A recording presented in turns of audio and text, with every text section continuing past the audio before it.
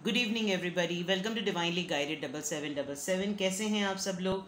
मैं आ गई हूँ एक और फ्रेश रीडिंग के साथ, और आज की रीडिंग मैं करियर, बिजनेस, जॉब से रिलेटेड करने वाली हूँ। और वो रीडिंग ये होगी कि आपके कॉम्पिटिटर्स आपके बारे में क्या सोचते हैं। यानी कि आपकी वर्क प्लेस पर अगर आप स्टूडेंट हैं तो आपके कोलीग्स यानी कि क्लासमेट्स या फेलोज़, और अगर आप बिज़नेस में हैं तो वहाँ पर जो आपके बिज़नेस पार्टनर्स या बिज़नेस कॉम्पिटिटर्स हैं वो आपको किस तरह समझते हैं। तो इसमें सबसे पहले बहुत ज़्यादा ये भी ज़रूरत है कि आपके बारे में जाना जाए कि आप किस तरह के पर्सन हैं, और उसके बाद मैं रीडिंग को प्रोसेस करूँगी। So without any further delay अपने ऊपर ही फोकस करें, क्योंकि ये आपकी ही रीडिंग है, ठीक है। और उस हिसाब से हम देखते हैं कि कार्ड्स कैसे आते हैं। Let's C. Okay,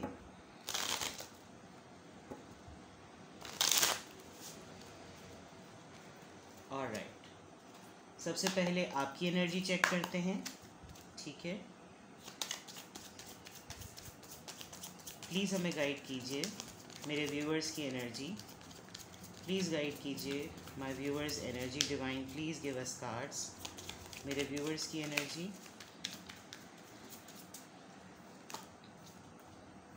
night of wands, two of pentacles, nine of swords, eight of cups. Okay, well आपकी एनर्जी थोड़ी सी मुझे अपसेटिंग लग रही है। Nine with the wands, we have सबसे इत्तेफाक की बात ये कि यहाँ पर सारे स्टार साइंस हैं। Fire sign, earth sign, air sign and then water sign, ठीक है। तो सारे स्टार साइन यहाँ पर हैं, तो कोई स्पेसिफिक कहा नहीं जा सकता। With the night of wands, like आपकी रीडिंग नाइट ऑफ वॉन्ड्स से स्टार्ट हो रही है। मैं अगर आपकी एनर्जी चेक करूँ तो मुझे ऐसा लग रहा है कि अगर आप इस अपनी वर्क प्लेस पर हैं, आप स्टूडेंट हैं या आप बिज़नेस में हैं, आप कहीं ना कहीं किसी न किसी सूरत में आप यहाँ से मूव ऑन करना चाह रहे हैं। आप चाह रहे हैं कि आप अपनी जॉब बदल लें, आप चाह रहे हैं कि आप अपने सब्जेक्ट्स बदल लें, या आप चाह रहे हैं आप अपने बिज़नेस में कोई चेंज, कोई बहुत बड़ा चेंज। क्यों? क्योंकि इस पूरी सिचुएशन में, करंट सिचुएशन में आप मुझे बहुत टेंस नज़र आ रहे हैं, बहुत परेशान नज़र आ रहे हैं। ये इस वक्त आपको जो भी सिचुएशन आपकी लाइफ में है वो आपको काफ़ी हद तक एंजाइटी में रखे हुए है। उसकी रीज़न मुझे ये भी नज़र आ रही है कि आप बहुत अपने हिसाब से बड़े डिटर्मिन्ड पर्सन हैं, लेकिन आपको हालात और माहौल जो है वो बड़ा जगलिंग करना पड़ रहा है। आपको शायद लोग आपकी कैपेसिटी से ज़्यादा काम दे रहे हैं, और शायद आप अंडर पेड हैं या अंडर वैल्यू हो रहे हैं, या आपको अपने बिज़नेस के हिसाब से आपके प्रोडक्ट और आपकी सर्विसेज की राइट फीडबैक नहीं मिल रहा। और ये इसलिए भी मुझे महसूस हो रहा है कि लोग आपको अंडर एस्टिमेट करते हैं कि आप जो हैं वो आपके अंदर स्टेबिलिटी नहीं है। इस वक्त आपको ख़ुद भी शायद आपने अपने ऊपर दूसरों की राय को मुसल्लत किया हुआ है। शायद आपके वर्क प्लेस पर, यानी कि मैंने तीनों कैटेगरी बताई हैं, अब मैं बार बार रिपीट नहीं करूँगी, आप उसको उसी तरह लीजिएगा। अगर आप बिज़नेस में हैं तो बिज़नेस के पॉइंट ऑफ व्यू से इस रीडिंग को समझें, स्टूडेंट हैं तो स्टूडेंट के पॉइंट ऑफ व्यू से, और अगर आप किसी ऐसी जगह काम करते हैं कि जहाँ पर आपको कोलीग्स के साथ काम करना पड़ता है तो उस पॉइंट ऑफ व्यू से। अब मैं रीडिंग को बिल्कुल क्लियरली बता रही हूँ। मुझे ऐसा लग रहा है कि यहाँ पर आपकी जो एनर्जी है, आपने बहुत यंग एज में काम स्टार्ट किया है, और आप अपने डिसीजंस में जस्ट बिकॉज ऑफ एज आपको लोग थोड़ा सा अंडर एस्टिमेट करते हैं कि शायद आप इतने मेच्योर नहीं हैं, शायद आपको एक्सपीरियंस नहीं है, जिसकी वजह से लोगों का प्रेशर आप बहुत ज़्यादा लेते हैं, लेकिन लोगों के ऊपर जाहिर नहीं करते। आप अपने आप को बहुत ही स्ट्रॉन्ग पोर्ट्रे करते हैं, लेकिन आपके इन एक्सपीरियंसेस की वजह से कुछ चीज़ें रिवील होकर सामने आ रही हैं, जो कि आपको पता है कि आप कितना स्ट्रेस ले रहे हैं, और अब आपको किसी मोमेंट पर बाज़ दफ़ा ये लग रहा है कि अब आपको यहाँ से चले जाना चाहिए, क्योंकि बात आपकी रिस्पेक्ट पे भी शायद आ गई है।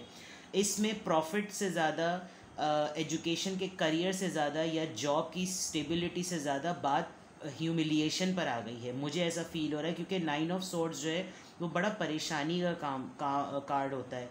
यानी कि आपके ऊपर इतना ज़्यादा बर्डन दे दिया गया आपकी कैपेसिटी से ज़्यादा, कि आपको लिटरली लग रहा है कि आप यहाँ से आगे बढ़ जाएं। अब ये तो आपकी एनर्जी है। लेट्स सी कि आपके कॉम्पिटिटर्स जो हैं, जो कि इन तीनों फील्ड से रिलेटेड है, वो आपके मुतालिक क्या सोचते हैं। Please give us cards. मेरे व्यूअर के कॉम्पिटिटर उनके मुतालिक क्या सोचते हैं। Please give us cards.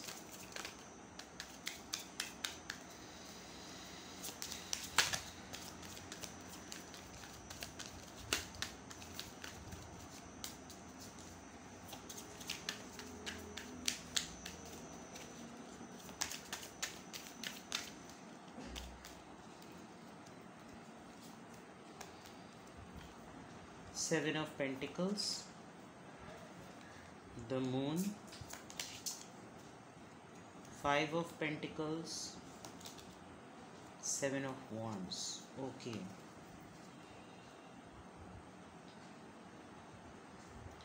आपके कॉम्पिटिटर्स जो हैं वो ज़्यादातर जहाँ तक मैं देख पा रही हूँ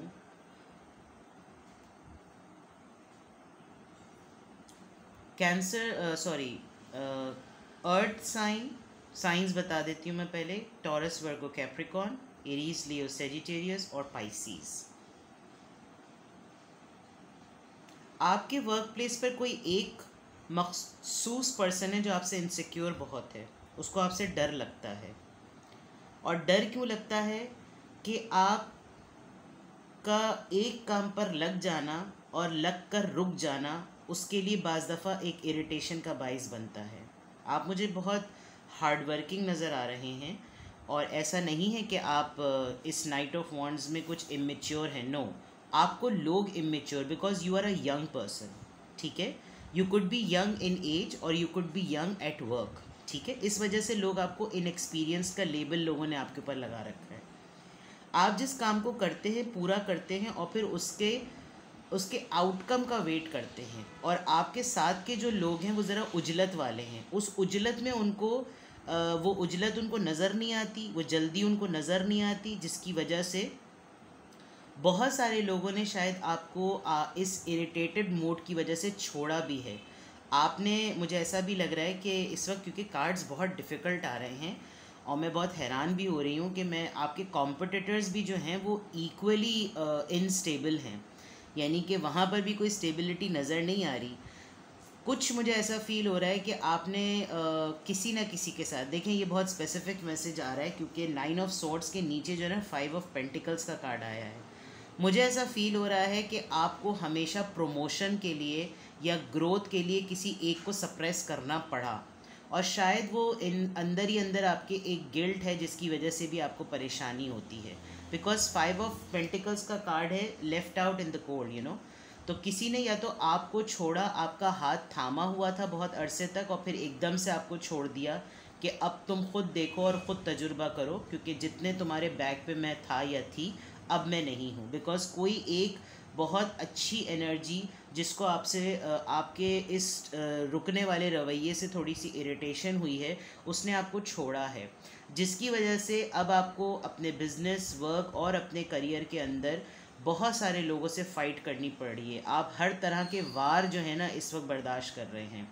आपके कॉम्पिटिटर्स आपके ऊपर पे दर पे वार कर रहे हैं, यानी ये भी लो, ये भी लो, ये भी लो। और आपने शायद शुरू में with this night of wands, मुझे लग रहा है शुरू में आपकी इतनी पैशनेट एनर्जी थी कि आपने बड़ी बड़ी बातें शायद की, और शायद आपको उस वक्त पता भी नहीं था कि आपको ये मार्जिन मिलेगा अपनी परफॉर्मेंस का। आपको जब अपनी परफॉर्मेंस का मार्जिन मिला तो लोगों ने आपके ऊपर बम्बार्टमेंट ऑफ वर्क कर दिया, बम्बार्टमेंट ऑफ टास्क कर दिया, जिसकी वजह से मुझे यहाँ पर जो आपके कॉम्पिटिटर्स नज़र आ रहे हैं वो काफ़ी लड़ाई झगड़े वाले नज़र आ रहे हैं। और मेरे ख़्याल में बिज़नेस कंपटीशन हो या जॉब हो या करियर हो, यहाँ पर इस तरह के लोग होते हैं। तो आपके कॉम्पिटिटर्स आपसे इनसिक्योर डेफिनेटली हैं, और वो इनसिक्योर ऐसे ही हैं क्योंकि उनको ये भी एक बिलीफ लगता है, कोई एक माइंडसेट हुआ हुआ उनका कि आप शायद उनको यूज़ करके थोड़े अरसे बाद छोड़ देंगे। तो ये जो एक डिप्रेशन और एक फ़ियर की एनर्जी है आपके कॉम्पिटिटर के दिमाग में हर वक्त बैठी रहती है कि आप अपना काम निकलवाएंगे और फ़ौरन छोड़ देंगे। लेकिन होता ये है कि आपके कॉम्पिटिटर्स को जैसे ही आप छोड़ते हैं उनके ऊपर एक लोगों का मलबा आ जाता है, लोग उनके ऊपर पूरी धावा बोल देते हैं, ये भी हो, ये भी हो, वो भी हो, जो कि आपके कॉम्पिटिटर्स के लिए बड़ा डिफ़िकल्ट होता है। मैं इसको ऊपर कर देती हूँ और फिर मैं और कार्ड्स निकालती हूँ। आपके कॉम्पिटिटर्स आपके लिए फ़ील क्या करते हैं? Let's see what do they feel about you as a competitor. 2 of swords, Ace of Pentacles, Justice, the Lovers. Okay lovers का कार्ड करियर की रीडिंग में आना भी एक अच्छी बात है। आपके कॉम्पिटिटर्स आपके मूव्स को लेकर कंफ्यूज रहते हैं, ठीक है। वो असेस नहीं कर पाते कि आपका नेक्स्ट मूव क्या होगा। या तो आप अपनी मीटिंग्स में या अपने असाइनमेंट्स में या अपनी वर्क प्लेस पर अपनी प्रेजेंटेशंस में कभी भी अपने रिवील नहीं करते, लेकिन आपकी एक अच्छी बात यह है कि आपके पार्टनर्स को ये ज़रूर पता है कि आप, यानी आपके कॉम्पिटिटर्स को ये ज़रूर पता है कि आप उनको हमेशा कुछ ना कुछ ऑफ़र करते रहते हैं, यानी आपके पास हमेशा उनको कुछ देने के लिए बहुत बड़ा कुछ होता है, जबकि इन रिटर्न आपको कुछ नहीं मिलता। आपको अपने दी हुई सर्विसेज के इन रिटर्न कुछ भी नहीं मिलता, लेकिन आपकी लाइफ में कोई एक पर्सन ज़रूर है, कोई एक इंसान as a mentor, as a leader, as a guide, as a adviser, as a senior student, as a ex colleague, कोई एक ऐसा पर्सन आपकी लाइफ में ज़रूर है जो आपके लिए ये फील करता है कि इस बंदे में दम है, इस बंदे के ख्वाब बहुत बड़े हैं, इसके पास इसके साथ बहुत कुछ हो सकता है, लेकिन इसको संभालना पड़ेगा। और वो उससे आप एडवाइस लेते हैं और जस्टिस लेने में थोड़ी सी आप जल्दी करते हैं, यानी कि आपके हाथों, आपके एंड पर वो लोगों का फ़ायदा हो रहा होता है, लेकिन आपके कॉम्पिटिटर्स जो होते हैं वो आपको उसका रिवॉर्ड पे नहीं करते। मुझे ऐसा फील हो रहा है कि इस जर्नी में आप शायद जो इस वक्त आपके कॉम्पिटिटर्स कुछ ऐसे भी हैं जिनका आपके ऊपर क्रश भी है, या हो सकता है आप इस वक्त अपनी जर्नी में अपने ट्विन फ्लेम से या अपने सोलमेट से मिले भी हों, लेकिन आपको शायद अभी समझ नहीं आ रहा कि ये चीज़ जो है वो कैसे हो गई है। आप अगर इस सीक्वेंस में देखें तो आप मूव ऑन का प्लान कर रहे हैं, लोग आपके ऊपर बहुत ज़्यादा जो है वो झगड़ा फसाद आपके साथ कर रहे हैं, लेकिन आपको रुकना पड़ रहा है जस्ट बिकॉज़ आपने शायद कमिटमेंट कर ली है किसी से, और उस कमिटमेंट की वजह से आप इस वक्त ये रिस्क नहीं लेना चाह रहे कि आप इस जगह को छोड़ें।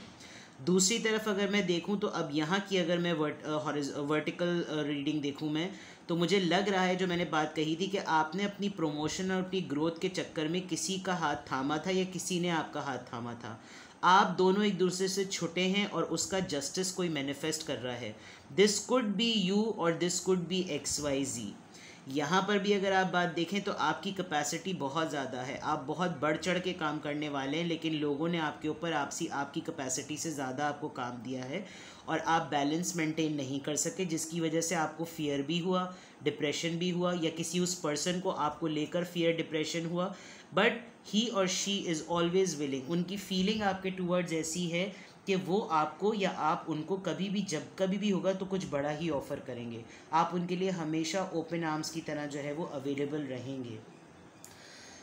आपके कॉम्पिटिटर्स आपकी कन्फ्यूजन से बड़े परेशान रहते हैं, उनको ये बहुत ज़्यादा महसूस होता है कि ये इनडिसिसिव पर्सन है, इसको डिसीजन मेकिंग का प्रॉब्लम है। Two of swords gives you cross road, कभी एक बात करेगा कभी दूसरी बात करेगा, कभी पल में माशा कभी पल में तोला। तो ये आपके कॉम्पिटिटर्स की फीलिंग है।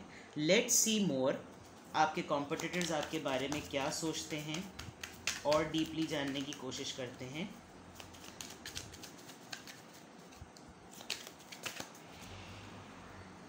Outsider, okay.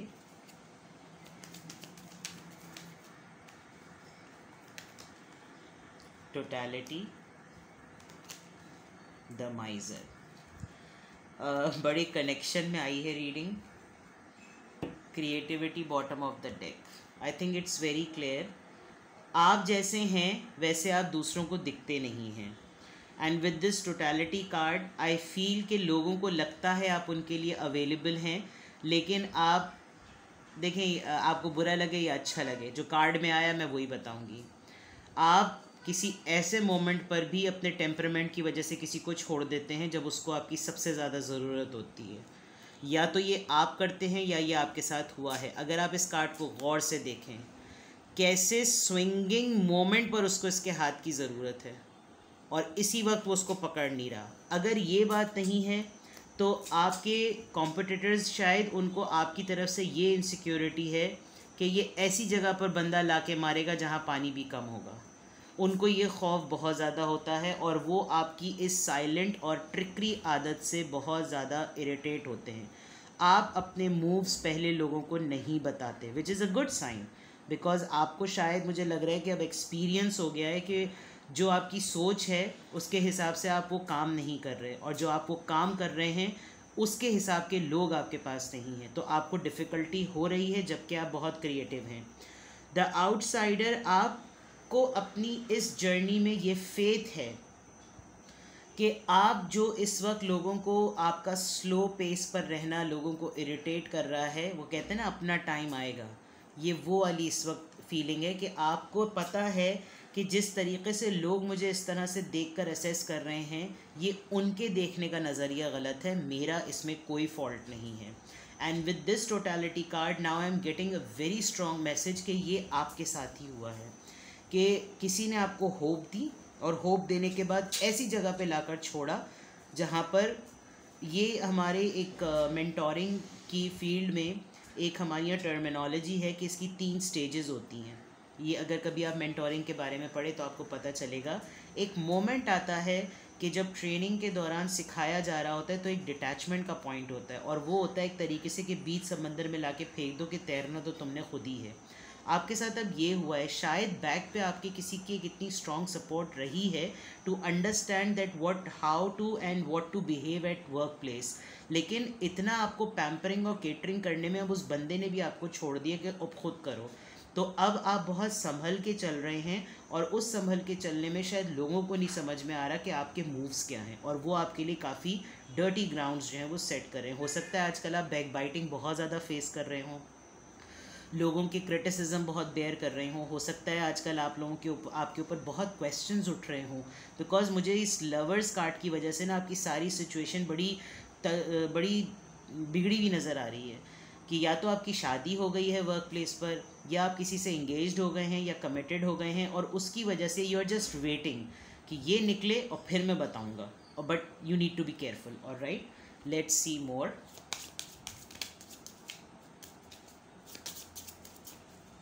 ये जेंडर स्पेसिफिक बिल्कुल नहीं है, मैं मेल के लिए बोल रही हूँ, लेकिन ये फीमेल्स के लिए भी बिल्कुल बिल्कुल इक्वलेंट रीडिंग है, ठीक है। तो आप इसको उसी तरह सुनिए, क्योंकि समझिए कि मैं जो कह रही हूँ तो मैं कह रहा हूँ। Family room 21, great Fortune, yes, change, yes, 8 of cups के साथ ये जो चेंज का कार्ड है, आई थिंक आपके घर में कोई ऐसा सीनियर एल्डरली पर्सन है या कोई फैमिली में है जो कि आपको टी टाइम पर या फैमिली टाइम पर, या जब आप अपने फैमिली के साथ बैठें तो कोई, and it could be a very mature female lady, क्योंकि यहाँ पर दोनों इमेजेस जो हैं वो फीमेल के हैं। You are going to have a great fortune and it's not necessary in a form of money. Fortune हर लिहाज से, रेप्यूटेशन, नाम, फेम, नेम, बहुत सारी चीज़ें, and that will happen when you will come out of your comfort zone. 3 phases होते हैं, comfort zone, learning zone and then growth zone.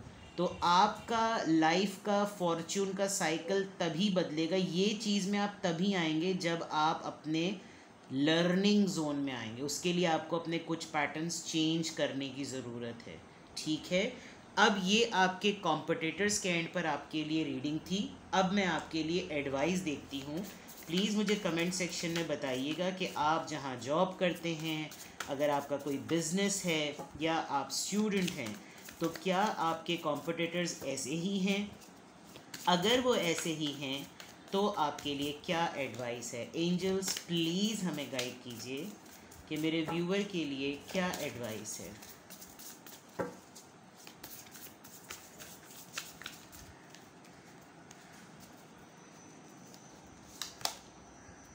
Behind a mask, I think ये टोटली रेजोनेट कर रहा है। Angels of the 4 direction, see, I think कहने की ज़रूरत ही नहीं है। मैंने जैसे पहले कहा था कि लोग आपको समझ नहीं पा रहे, इसी तरीके से आपके लिए एडवाइस ही आ रही है कि उन लोगों को भी जानने की कोशिश करें जो आपके सामने हैं कुछ, लेकिन पीछे कुछ और हैं वो, ठीक है। बिहाइंड द मास्क, हो सकता है लोग आपके सामने बड़े शुगर कोटेड होकर मिलते हों, लेकिन वो पीछे आपके कुछ ना कुछ प्लॉटिंग और प्लानिंग करते होंगे।